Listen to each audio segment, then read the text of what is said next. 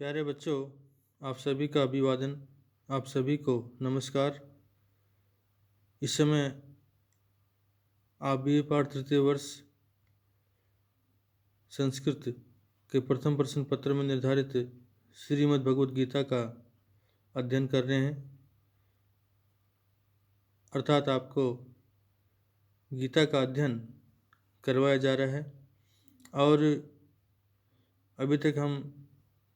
श्रीमद् भगवद गीता के दूसरे अध्याय के 17 श्लोकों का अध्ययन कर चुके हैं। आज इस कालांश में हम 18वें श्लोक का अध्ययन करेंगे। तो 18वां श्लोक हम सभी के समक्ष इस रूप में हमें देखने को जो है मिलता है कि अंतवंतय इमे देहा नित्यस्य उक्ता शरीरिणय अनाशिनो अपरमेयस्य तस्मात् युद्धस्व भारतय। कि अंतवंतय इमे देहा नित्यस्य उक्ता शरीरिणय अनाशिनो अपरमेयस्य तस्मात् युद्धस्व भारतय। तो इस पद्य में जैसा कि पिछले कालांश में 17वें श्लोक के अंतर्गत सदैव रहने वाली वस्तु सत्य है, सत्स्वरूप है और असत्य या मिथ्या वस्तु की सत्ता नहीं होती है। इसका 17वें श्लोक में अर्जुन के सारथी भगवान श्री कृष्ण ने स्पष्टीकरण किया था, या सत्य और असत्य वस्तु के स्वरूप का जो है उल्लेख उन्होंने स्पष्ट रूप से किया था। आज इस 18वें श्लोक के अंतर्गत जो है पुनः भगवान श्री कृष्ण जो हैं अर्जुन को असत वस्तु का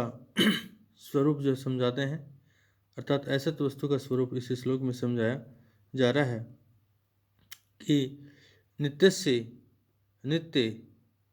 सदैव रहने वाली और अनासीन नाश आदि से रहित अर्थात अविनाशी और अप्रमेयस्य अर्थात जो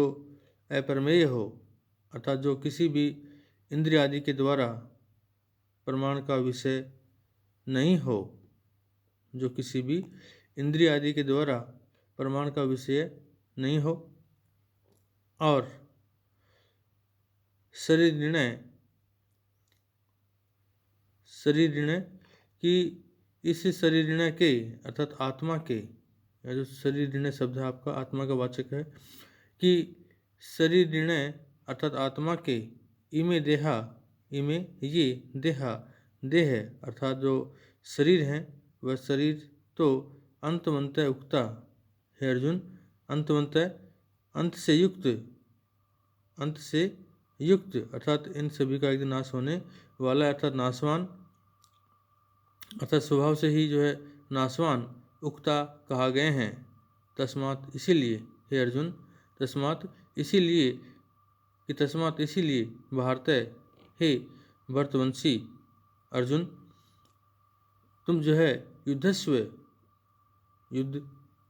करो अर्थात आप युद्ध करने के लिए तैयार हो जाओ। कि नित्य अनासीन अविनाशी नाश आदि से रहित और अप्रमेय से अर्थात जो अप्रमेय है, जिसे किसी प्रमाण आदि के द्वारा जो किसी प्रमाण आदि का विषय नहीं है, तो जो किसी भी इंद्रिय आदि के द्वारा प्रमाण का विषय नहीं हो या नहीं है, ऐसे शरीरिणय इस आत्मा के इमे ये देहा जो शरीर हैं, देह हैं, वो अंतवंतः उक्ता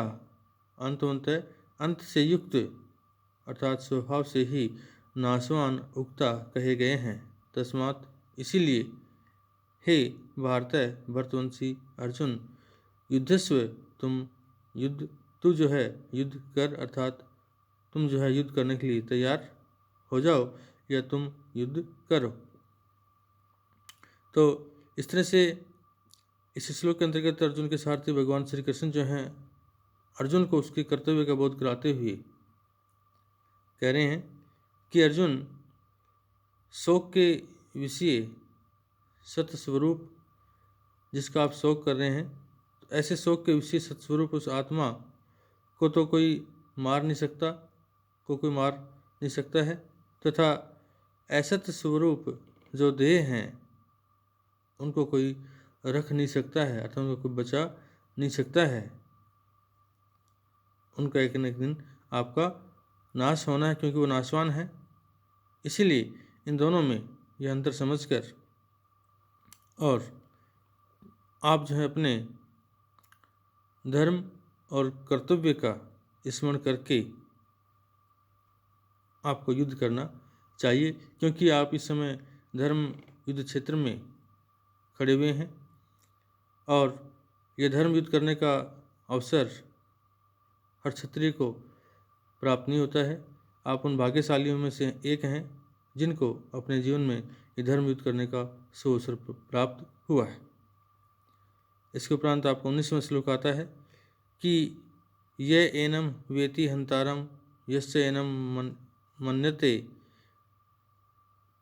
मन्यते हतम उभौ तौ न विजानितौ न अयम हंति न हन्यते। फिर देखें कि ये एनम वेति हंतारे ये च एनम मन्यते हतम उभौ तौ न विजानितौ न अयम हंति न हन्यते। पुनः भगवान श्री कृष्ण जो है इस श्लोक के अंतर्गत अर्जुन को अथवा अर्जुन के सम्मुख आत्मा के स्वरूप का विस्तार से वर्णन करते हुए कहते हैं, अथवा उसके समक्ष आत्मा के स्वरूप का विस्तार से वर्णन करते हैं, और इससे अर्जुन की इस भावना का निराकरण हो जाता है। अर्थात इससे ये उपरांत जो है अपने सारथी भगवान श्री कृष्ण की इस बात को सुनकर के, उनके द्वारा दिए जा रहे इस उपदेश को सुनकर के उनकी इस भावना का निराकरण हो जाता है। अर्थात जो युद्ध के प्रति उन्हें शोक हो रहा था, युद्ध करने से वो विमुख हो रहे थे, तो इस श्लोक को सुनकर अथवा इस उपदेश को सुनकर के और वो युद्ध करने के लिए तैयार हो जाता है। अर्थात मैं भीष्म आदि को मारने वाला हूँ। अर्थात भीष्म आदि को मारने का तात्पर्य है कि भीष्म और गुरु द्रोणाचार्य को देखकर ही उनका जो है वो जो है युद्ध करने से विमुख हुए थे और भगवान श्री कृष्ण के इस उपदेश को सुनकर के वो युद्ध करने के लिए तैयार हो जाते हैं। तो देखिए इसका अर्थ कि ये जो एनम इस आत्मा को हंतारम मारने वाला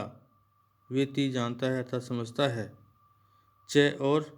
ये जो एनम इस आत्मा को हतम अर्थात मरा हुआ मन्यते मानता है अर्थात समझता है, तौ वे उभौ दोनों ही विजानिते न विजानिते नहीं जानते हैं। अर्थात वे दोनों ही प्रकार के व्यक्ति जो हैं इस आत्मा के विषय में न विजानिते नहीं जानते हैं। क्या नहीं जानते हैं कि अयम ये आत्मा न हंति, अयम ये जो आत्मा है न हंति न तो मारती है किसी को, और न हन्यते और न ही मारी जाती है और न मारी ही जाती है। फिर देखें इसका अर्थ कि हे अर्जुन, ये जो व्यक्ति एनम इस आत्मा को हंतारम मारने वाला व्यक्ति समझता है या यह आत्मा किसी को मारती है, ऐसा इसको मान के चलता है। च और ये जो व्यक्ति एनम इस आत्मा को हतम मन्यते, हतम मरा हुआ, मन्यते मानता है अर्थात समझता है। तो ये दोनों तरह के तो तौ वे उभौ दोनों ही, तो वे दोनों ही प्रकार के व्यक्ति, दोनों ही तरह के व्यक्ति न विजानित है अतः इस आत्मा के विषय में न विजानित नहीं जानते हैं, अतः इसको नहीं समझते हैं। क्या नहीं समझते हैं? क्योंकि अयम यह आत्मा न हंती, न तो किसी को मारती है, और न हन्यते, और न ही ये मारी जाती है, क्योंकि आत्मा अजर और अमर है। तो इस तरह से इस श्लोक के अंतर्गत आत्मा के स्वरूप को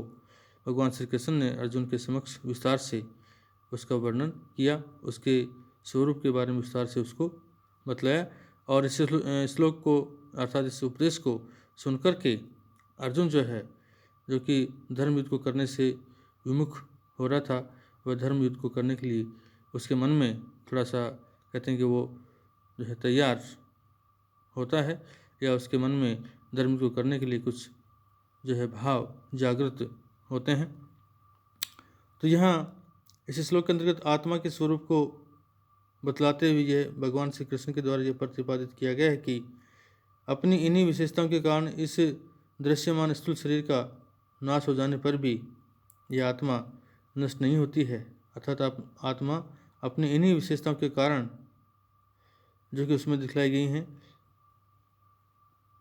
और कारण जो है इस दृश्यमान दिखलाई देने वाले स्थूल शरीर का नाश हो जाने पर भी ये आत्मा कभी नष्ट नहीं होती है। यहाँ इस श्लोक के अंतर्गत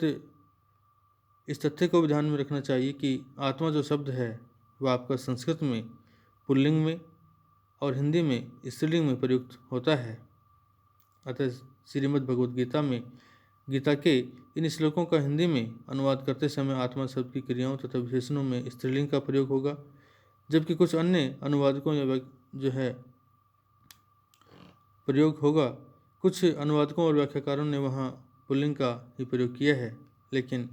हमें ध्यान रखना चाहिए कि आत्मा शब्द की क्रियाओं तथा विशेषणों से में स्त्रीलिंग का प्रयोग होगा। न जायते मृत्यते, इन दो क्रियापदों से भगवान ने अथवा भगवान श्री कृष्ण ने आत्मा में उत्पत्ति और विनाश रूप आदि और अंत के दो विकारों का अभाव बतलाकर उत्पत्ति आदि 6 विकारों का अभाव भी सिद्ध किया है। इस तरह से इस श्लोक के अंतर्गत भगवान श्री कृष्ण ने अर्जुन को आत्मा के स्वरूप के बारे में विस्तार से बतलाया है। और अगले श्लोक का अर्थात 20वां जो श्लोक आपका, उसका अध्ययन हम अगले कालांश में करेंगे।